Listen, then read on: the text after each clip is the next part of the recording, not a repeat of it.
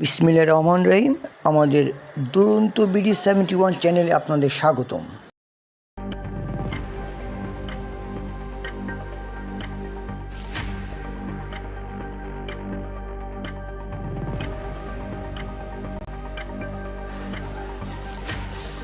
LPG limited থেকে বোতল ভর্তি গ্যাস চলে যায় পদ্মা, মেঘনা, যমুনা, এশিয়াটিকের নিজস্ব ডিপোতে। ট্রাকে ওঠার আগেই এসব গ্যাস ডিলাররা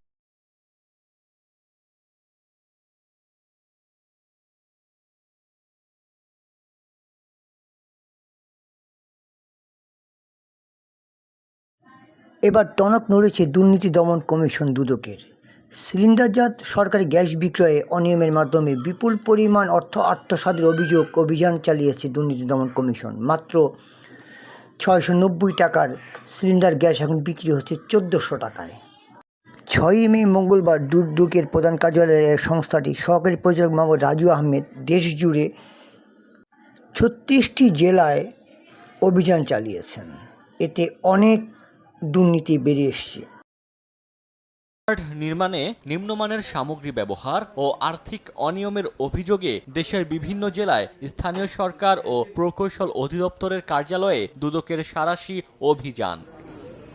এনফোর্সমেন্ট কার্যক্রমের অংশ হিসেবে মঙ্গলবার খুলনার বটিয়াঘাটা উপজেলার স্থানীয় সরকার ও প্রকৌশল অধিদপ্তরে যান দুদক কর্মকর্তারা। এই সময় নানা প্রকল্পের খোঁজ খবর ও আর্থিক নিরীক্ষা তদারকি করেন। সরকারি কাজের বিভিন্ন প্রকল্পের নথিপত্র তল্লাশি এবং সংশ্লিষ্ট কর্মকর্তাদের জিজ্ঞাসাবাদ করা হয়। ঠিকাদাররা ঠিকমতো কাজ না করে অগ্রিম উত্তোলন করেছেন এবং বাস্তবিত কাজে অনিয়ম দুর্নীতি ঘটেছে।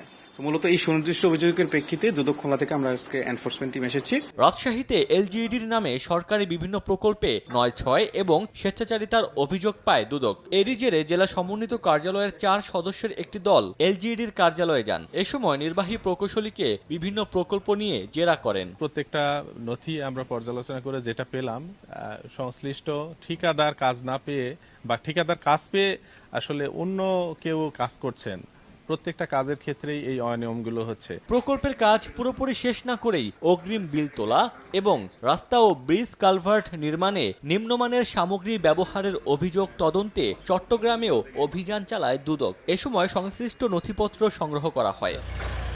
মঙ্গলবার 36টি জেলায় স্থানীয়